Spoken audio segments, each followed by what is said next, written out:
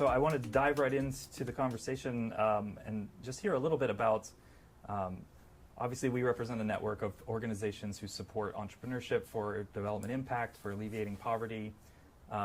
You chose long ago to make that kind of the cause of your career. I'm really curious for where that motivation came from. I've heard you talk a bit about the sort of cosmic debts that you felt as you thought about what to do with your life. Could you just share a little bit about where that originates and why it still motivates you today? Yeah, so thank you for having me. Hello, everyone. It really goes back a very long time for me. I grew up in a very solidly middle-class family in France. And my mom was a doctor, and on top of her regular duty as a doctor, she was also involved in an NGO that was helping kids victims of wars. And as a result of that, she was traveling from time to time to those countries and coming back and showing us photos of where she had been and what she had done. And it really struck me at that time that there are huge differences in the type of lives that people live, children like me live in other parts of the world, and kind of gave me the sense of that cosmic debt, as you referred to it, which is, what am I going to do with my life to justify the luck I have to be born when I was born, where I was born. And it took a little bit of tours and detours to arrive at what I wanted to do, but to make a long story short, it arrived at what I think is an excellent place for me, which is really devoting my life and my career to try to find out what works and what doesn't work, in trying to alleviate various of the problems that go with being poor around the world, and making sure that whatever does work has a chance to being applied at scale. And that's what JPAL has been doing for 20 years and some now. I'm kind of making small progress towards alleviating that huge sentiment of debt that I grew up with. Well, so I mean, it's been a very interesting time for those of us working on international development and global poverty alleviation the last 6 months. I know JPAL itself was impacted by USAID cuts. There have been similar cuts in foreign assistance across Europe. So what are your thoughts on the impact of that withdrawal and the sort of the realigning of priorities that might happen? With less resources available, some things will probably be dropped altogether. Other things might get increased focus. What's your thinking about the impact that's going to have, or maybe that it should have in the future? It is a tragedy because, in particular, USAID that kind of want to really acknowledge here, and the Bureau of Humanitarian Affairs in the US had absolutely critical role in the very basic function of what aid should be, which is coming to the aid of people in extraordinarily difficult circumstances where nobody else can do it. And I'm talking about famines and natural or unnatural disasters. Mm-hmm. And the US was remarkably good at doing it, both because it actually devoted a reasonably high share of its budget to this, and secondly because it had a bunch of very well-trained people to it, either in-house or subcontracted. And I think that part of it, as well as other parts of it that the US wasn't doing but was, along with others, contributing to pay for, like Gavi, which immunizes children, like PEPFAR, which was a program to fight against HIV. Nobody is stepping up to replace those. And today we have children dying of starvation. In some circumstances, like in Gaza, that's complicated geopolitical situation, war, etc. But in other cases that we are seeing in Africa, for example, it's just unconscionable. I'm curious for your thoughts about the balance of those priorities and what they should be, maybe in the abstract, set aside the politics of how those decisions get made. But when you have a choice between, life-saving assistance in an emergency or a very desperate situation, or assistance that might build a stronger economy that will allow people to escape via growth sort of trajectory, how do you think about those competing priorities and how the development system as a whole responds to them?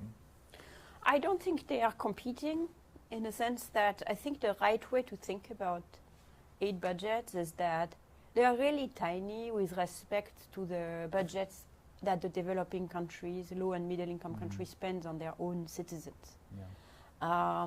We are in Latin America, I guess you guys are in Latin America. That's basically nothing. It's just peanuts compared to the budget that is being spent by the country's own government. Yeah. Even in Africa, it is very small. It is for the whole continent of Africa of the order of 10% of the budget on average, less than 10% of the budget.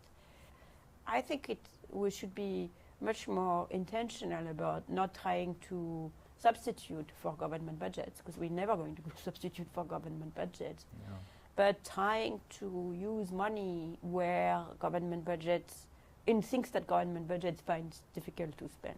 If you think of that, there are really, we have to start thinking about, okay, so what it is that countries find difficult to do. And one of them is dealing with crisis. So for example, when the COVID crisis happened, the high-income countries spent about a quarter of their GDP in fiscal stimulus measures.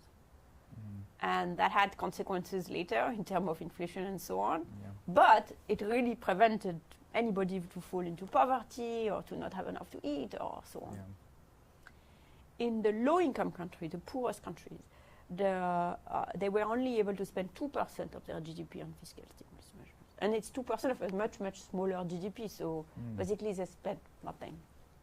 So this is, I think, where we have, rich countries have the fiscal capacity to borrow as much as they want. These crises are also not very expensive, usually from the perspective of a rich country, so we should be there when there is a crisis. That's one. Because that money is just not available, not replaceable. So that's one. And then the other place is global public goods. So things which in each country individually just doesn't have the right incentive to produce. These are public health, like the control of pandemics and things like that. And these are climate change. And then a specific public good is knowledge. And the third aspect is what we tend to focus on at JPAL, which is venture capital for policy, which is the idea that impossible to know what works without taking risks and trying things out and testing them, and most things are not going to work. That is true for business ideas. Yeah. That is true for policy ideas. So in business, we have a way to solve this problem. That's called venture capital. They take a lot of risks. Most things don't pan out. The ones that do reach a ton of people, make a lot of money, and this is how the venture capital, Yeah, you make all your money back. Make their money in the end. So think of the same thing for policy ideas, except you're not going to make money, you're going to make social impact. Right. And we need to invest in innovation, policy innovations. So to answer your question of should we do this or that, I think these are the three things we should do. And if this was me, that's all aid would do. And the reality is it does a million other things. Yeah. But if we did these three things, I think we would really spend money in a way that's not replaceable and that's super high value. So for example, Michael Kramer estimated the social rate of returns of DIV. Yeah.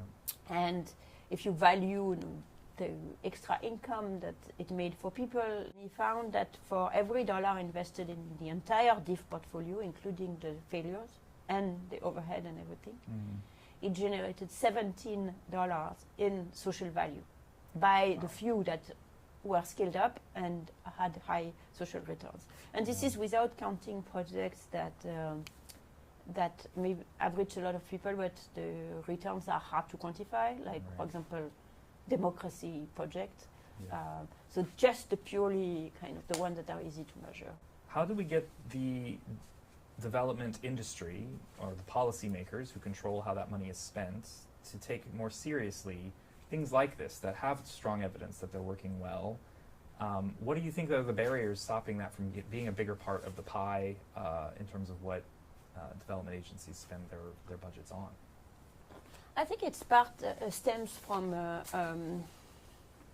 maybe the lack of focus or clarity on what is development cooperation or aid supposed to fund in any case. If you think that, yes, indeed, we are interested in economic growth, but what countries need to achieve that is that they need, big infrastructure projects, then you want to, maybe behave more like a bank and lend for large projects. If you think about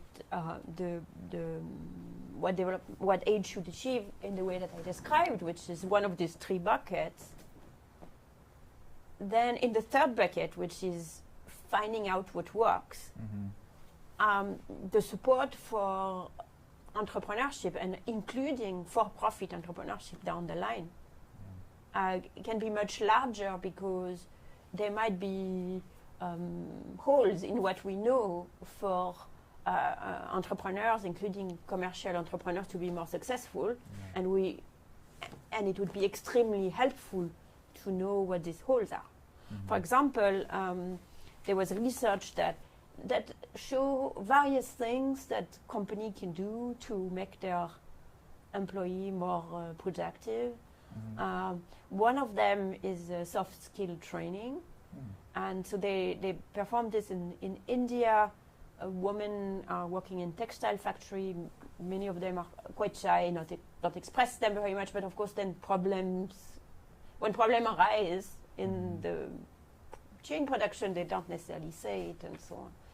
So what they evaluated in a randomized control trial, the impact of providing soft skill training to this woman, so communication. It is extraordinarily cheap, because it just takes a few hours of their time and a facilitator, and it's extremely effective in terms of improving their productivity as well as their retention. So they found this to have just a phenomenal rate of return for the firm. So once you know that, then firm can start, you get kind of share this result with professional associations and various firms, and then hope that the programs get adopted more widely, potentially improving both working conditions as well as productivity and the bottom line of these firms.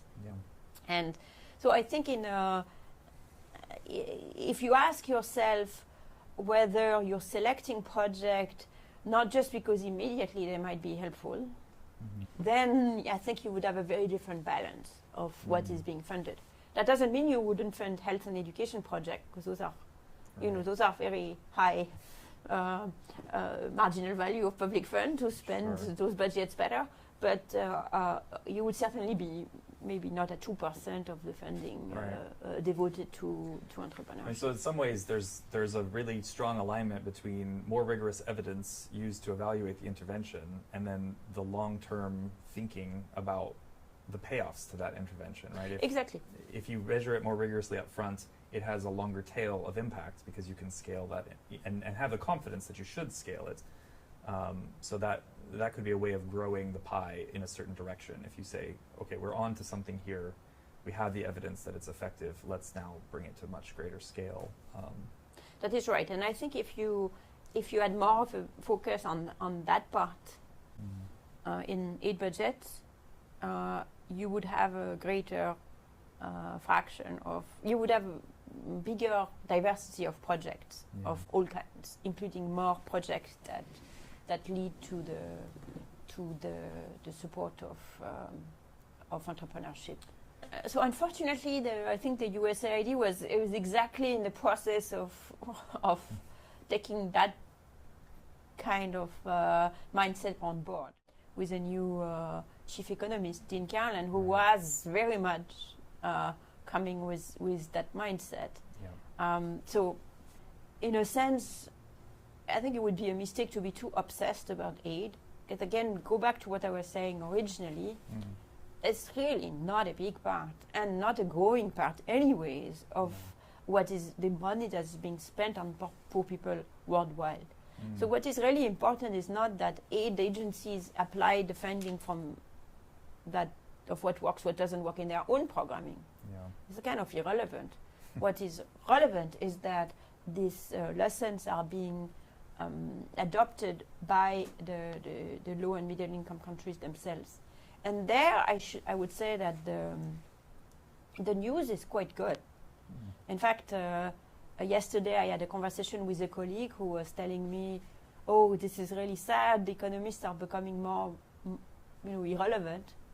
And I say, speak for yourself, because in development, in the countries where we work, we have become, the profession has become much more relevant actually over time, because many countries are pretty curious about what works and what doesn't work and how.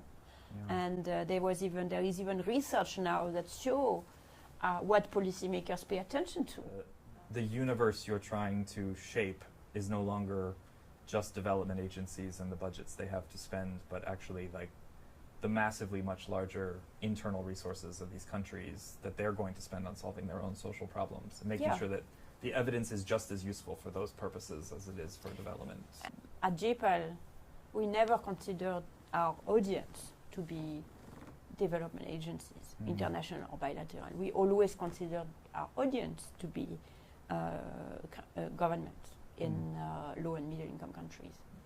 Do you have any insights on how businesses can create employment in these communities that actually does directly affect the poorest people? Are there specific kinds of interventions, business models, sector focus, anything like that helps entrepreneurship support target poverty alleviation as directly as possible?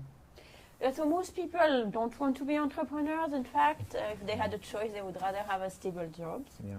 The Ultra Poor program is interesting because it targets a population of people who could not even get a stable job. So the entrepreneurship is really a way of putting them on the saddle. Right. Ideally, there would be fewer tiny companies and more bigger ones. Right. That would then be able to provide jobs for everybody else in the communities. And even before we had tariff barriers coming up left and right, it was hard to compete with China, it was hard to establish. And in fact, it is something that USAID was pretty keen about, is to try to open export markets for local companies. And there is good evidence showing that has tremendous effect, that if a company can get hooked to someone who will import their product, they become more efficient, they learn faster, they learn new technology, and so on and so forth. So I think that remains a pretty big thing that we can continue to work on. It doesn't come naturally. It's not helped by trade barrier. But here I would like to remind people that the US only represents about 13% of the net trade flow, so there is still plenty of trade. And all of the countries maybe need to make an effort to make sure that the medium companies still retain some amount of market access abroad somewhere, so that they can have the chance to do this learning by exporting and growing in this way. So this is the second one. The third one is there are many businesses practice that are suboptimal, say. For example, undertraining of your company, of your workers. When workers are giving more voice, they actually are happier and more productive, and that is something that firms can learn. Those are two examples. Strategies to reduce turnover, making these lessons emerge, and then scaling them up, spreading them in the network of companies would be I think, help in generating this employment as a source of growth. And in JPAL, this is kind of what the farm network is trying to do. How would you advise people to approach evidence that has that sort of doesn't reinforce their existing priors about what is good about their work, but challenges them? How would you sort of encourage people to digest that kind of information, and what sort of mindsets do you think is most helpful in approaching that conflict? Well, that's almost the easiest group to address in order to make this type of argument, because the mindset you need is an entrepreneurial mindset, which is be willing to break things and and try something new, fail fast, and so on. That's the idea. Yeah. That's presumably what you're trying to convey to the entrepreneurial partner you're working with as well, which is don't do the same stupid things because you've been doing it for 10 years if it's not helping your business to grow. Likewise for your, social venture.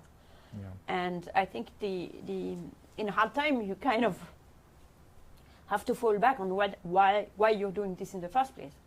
If it is to look good in front of vendors, then there is one strategy to do that probably doesn't involve generating that much evidence, but although even their evidence can help, but maybe glossy brochures and can do better. But if it's to make a real difference in the life of your partners or in the life of the people that your partners are working with, then whatever doesn't work needs to be replaced by something that does work. And the thing is, you get used to it. Most of the things I try, they don't work. It's par for the course. Yeah. It takes an entrepreneurial mindset and willingness to fail.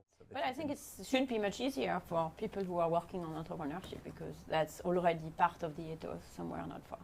Yeah. Well, thank you so much for taking time for this conversation. It's been really enlightening. I spoke with some of your colleagues at JPAL yesterday, and we are very strongly aligned on wanting to see the best evidence put into practice all over the world so that we can have more impact, and really appreciate your contribution to this conversation and the inspiration it'll give the attendees. So thank you so much. Thank you so much, and I wish the attendees the best for the conference and beyond.